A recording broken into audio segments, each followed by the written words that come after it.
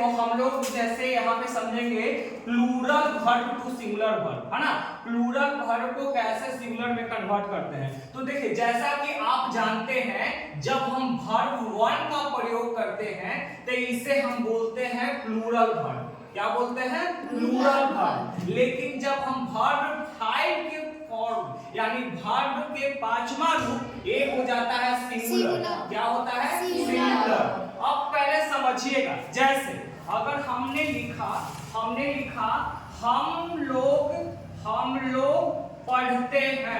हम लोग पढ़ते हैं, तो यहाँ पे हम क्या लिखते हैं? Be read. हम लोग पढ़ते हैं, क्या लिखते हैं? Be read. लेकिन जब यहीं पे आता है वह पढ़ता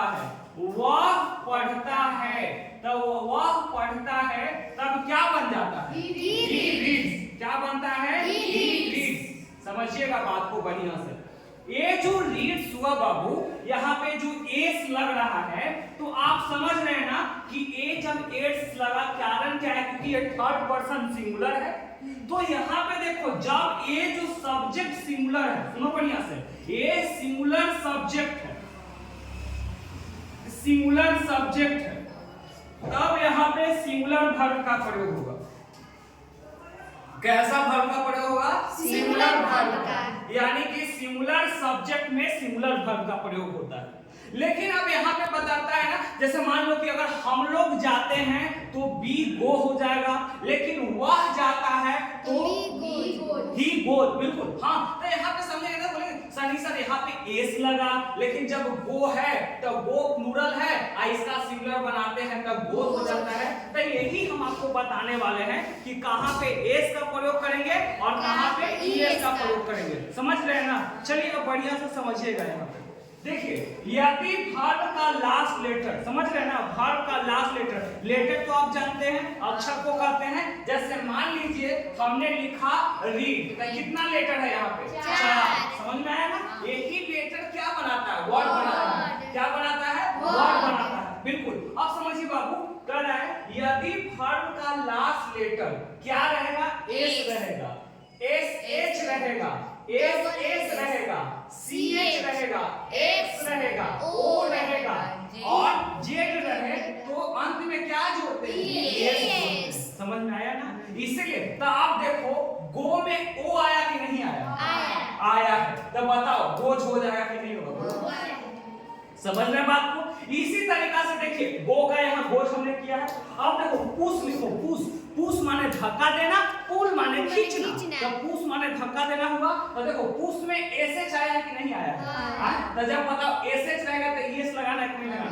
अब बताओ डू होता है ना, डीओ डू, तो ओ आ रहा है कि नहीं आ रहा है? तो डू का डज हो जाता है कि नहीं होता? समझ में आ गया? है ना? तो जब अंतिम में एस रहे, एसएच रहे, एसएस रहे, सीएच रहे, एक्स रहे, ओ रहे और जेड हो तब एस लगेगा। अब बाकी कुछ भी रहे तो एस लगेगा, कोई दिक्कत? माने ए संबंध में रहेगा तब क्या लगाना है? ई एस, और नहीं तो एस का प्रयोग। कोई दिक्कत यहाँ तक? चलिए समझ रहे हैं आप भी? यहाँ पे देखिए यदि वर्ब का लास्ट लेटर वाई हो, अब समझो दूसरा नियम कह रहा है कि यदि वर्ब का लास्ट लेटर वाई हो और पहले कॉन्सोनेंट हो, यानी वाई से पहले कॉन्सोनेंट हो। जैसे यहाँ पे ध्यान दीजिएगा, है ना, यहाँ पे CARRY, ठीक है ना? कैरी मान होता है ढोना। क्या होता है? ढोना। तो देखो यहाँ पे वाई जो है ये क्या है? तो ये अंतिम लेटर वाई बता रहा है और वाई से पहले देखो आर, तो आर तो ये क्या है? कॉन्सोनेंट है। क्योंकि आप जानते हैं ना भवेल में 5 ही आता है ना, AEIOU। भवेल में 5 ही है। इसका मतलब क्या हुआ कि हम क्या बता रहे हैं? देखो बढ़िया से, यदि वर्ब का लास्ट लेटर वाई हो और पहले कॉन्सोनेंट हो तो वाई को आई में बदलकर, है ना, ईएस जोड़ते हैं। समझ रहे हो? वाई के जगह आई लिख देना है और फिर उसमें ईएस लगेगा। अब बोले कैसे सर? तो देखो CARRY, है ना, मेरी बात को समझिए। अंतिम वाला लेटर है वाई, ठीक है, और वाई के पहले है कॉन्सोनेंट, ठीक है ना? तो इसी क्या है? वाई को हटा देना है तो वाई की जगह आई लिख दी। आई लिखे कि नहीं लिखे? अब फिर उसके बाद ईएस। कोई दिक्कत नहीं? चलिए फिर देखिए यहाँ पे ये फ्राई है ना, फ्राई मतलब होता है तलना, क्या होता है तलना, क्या होता है फ्राई कर दीजिए।